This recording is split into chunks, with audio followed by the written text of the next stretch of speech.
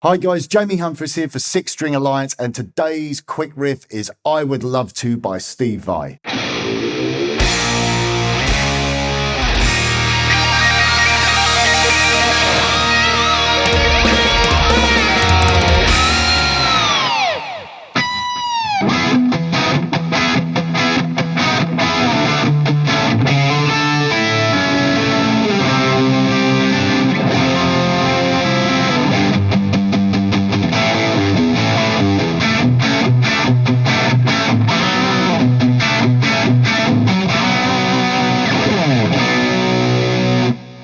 So today I want to take a look at I Would Love To by Steve Vai, taken from his 1990 absolutely hugely influential and classic album Passion and Warfare. Now this track definitely falls into the category of the Van Halen effect. This is something that I mentioned a little while ago when we were looking at a Weezer track, and I thought it was quite interesting to try and find some riffs and solos over the coming months, years, however long I do this for, looking at how Eddie Van Halen has affected other artists and how you can hear his influence within their playing, their riffs and their solos. Now this track is a great example of such inspiration, with the riff heavily, and I mean heavily, inspired by Panama from the 1984 album. Now this track would have been recorded with one of Steve's 7-string Ibanez Universe guitars and undoubtedly plugged into his modified Marshalls. For this lesson, I'm using my 1988 Ibanez 540 Power, 540p.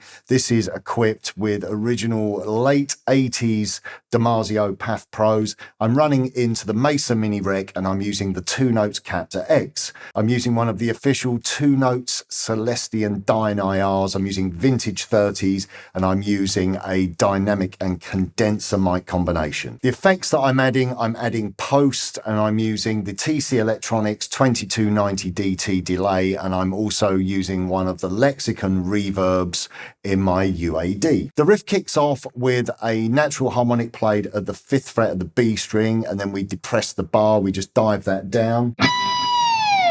It's not an incredibly important part of the riff, but I thought I would show you, as that's how the track starts. And then we're into the Panama inspired section of this track, and this really is a great riff if you're looking to improve your rhythm guitar skills. I love the way that with this type of rhythm guitar you can really concentrate on separating fragments of the chord. So you're holding an E major chord up here with the root on the 7th fret A, and then barring across the 9th fret D and the G, and you're playing the D and the G portion of the chord to start, and then we play the root, so you get, and then we drop down to this chord, which is actually it's a B chord, so you're playing the 9th fret D and the 8th fret of the G, and then the 7th fret of the B and the E, but you're keeping that bar. You could look at it as being a major 7, E major 7 sus 2 chord as well.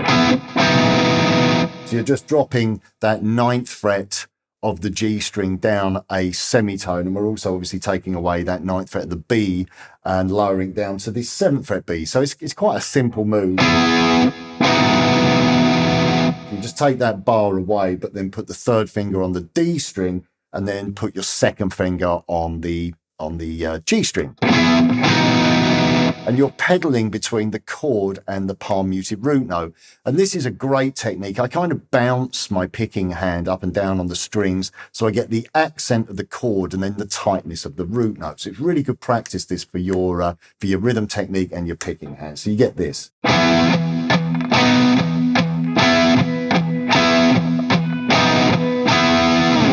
So let's play that nice and slowly. Here we go. 3, 4.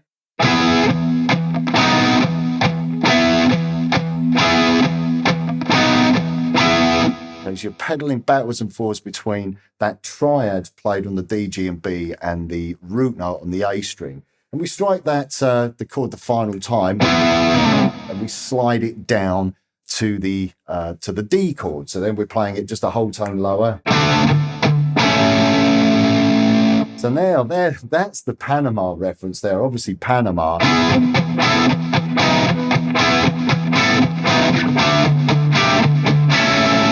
Obviously, Panama has the sus chord, but you can really hear there's such a heavy Van Halen influence, and obviously with the keyboards of the track, which are following the guitar riff. So one more time.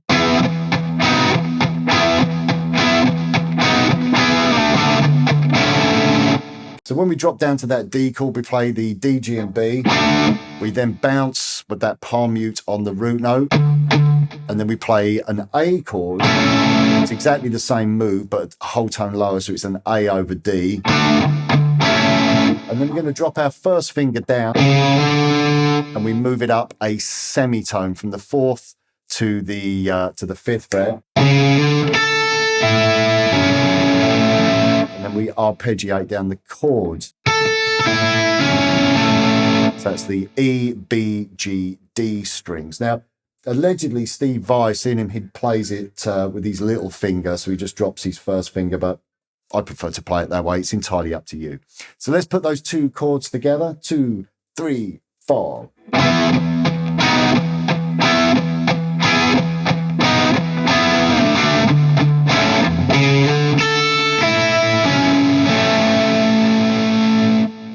We then drop down to a C sus2 chord. So you're borrowing from the 3rd fret of the A across all 5 strings, playing the 5th fret D and G. Okay, so we just play the lower portion of the chord and arpeggiates, put that together.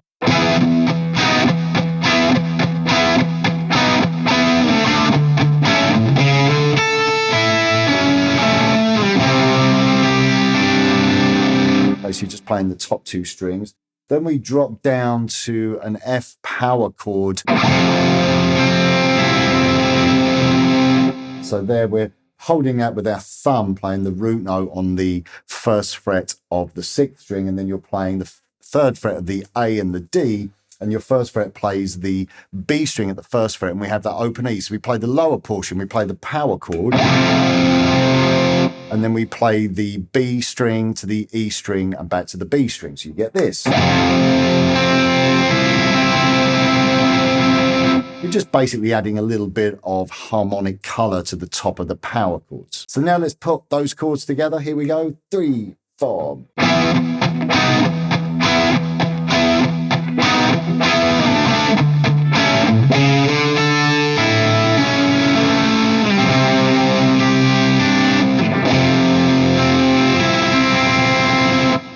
Okay, so the next chord in question, I was a little bit out to lunch when it came to this chord.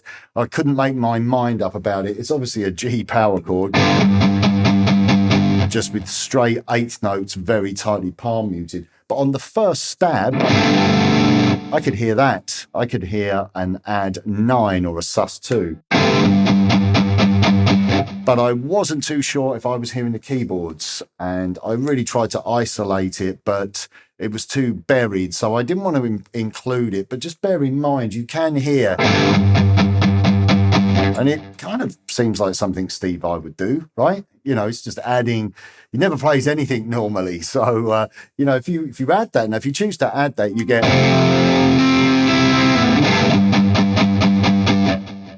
Just sounds right to me, but I'll leave that entirely up to you. You know, you don't have to make it that complicated. We can just play the G5. So let's put all those chords together. Here we go. 3, 4.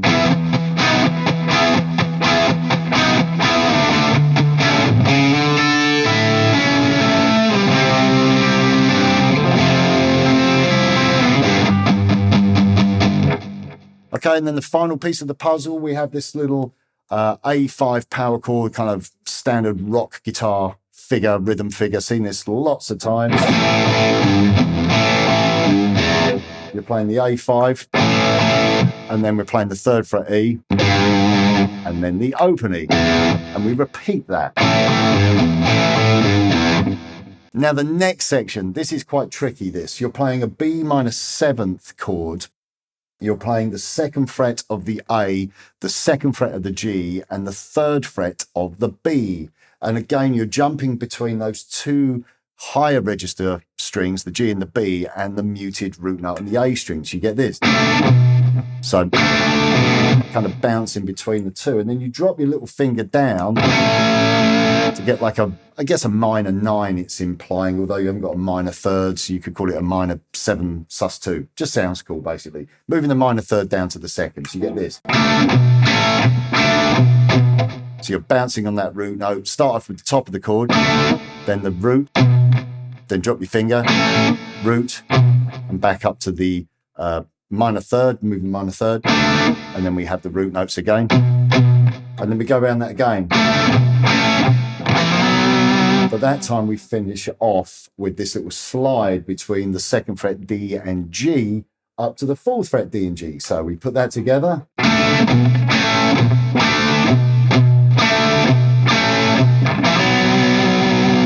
It's really important to keep those B root notes in between to keep the rhythm of the riff.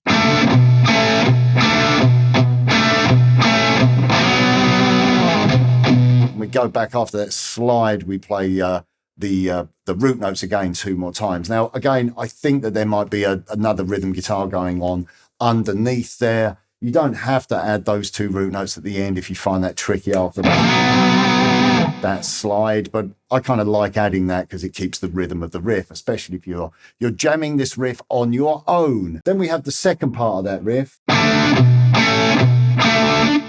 So that much.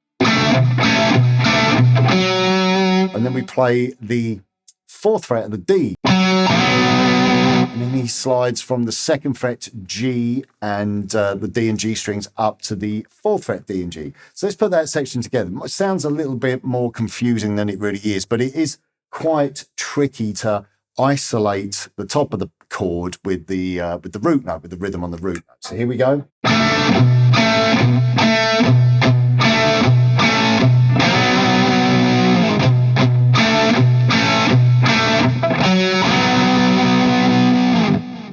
Okay, so now let's put all of that together. I'm not going to worry about playing that harmonic at the beginning. Like I said, that was just a tag on just to, give you the effect of the original, although I'm playing it unaccompanied.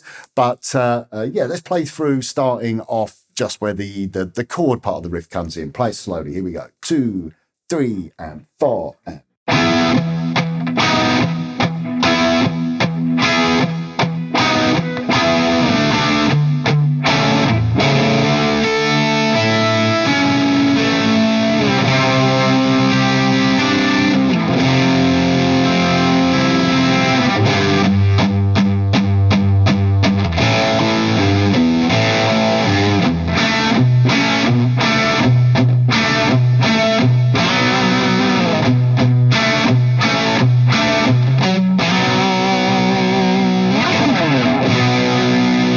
So hopefully you were able to follow me what I was doing there with that riff. This is a great riff if you're really wanting to work on your rhythm chops, your rock rhythm chops. I love that tight rhythm guitar sound where you're accenting the chord and then palm muting on the lower notes. It's really important to work on the dynamics and get that the contrast between the two, the tightness of the root note and the openness of the triad.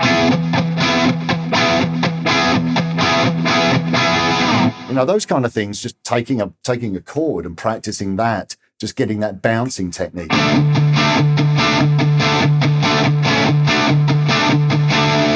The other thing that I'm really strict on is not getting that kind of ghostly hue around the chord. When you play the chord and you get that whoo sort of sound of where, so I'm making strange owl noises at the camera, but where you get this kind of noise of the strings if you don't mute them again when you go back to playing the root note. So that,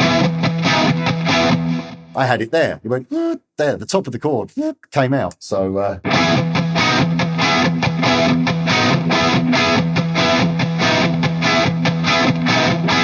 really good for tightening up and making sure your rhythm playing is clean. I also love the Van Halen reference in this, and I love seeing how Eddie Van Halen has influenced and inspired other great guitar players. Okay, so that's it from me. As usual, click the link below where you can download the free tab and guitar profile for today's quick riff, and I will look forward to seeing you here very soon for more lessons. Bye for now.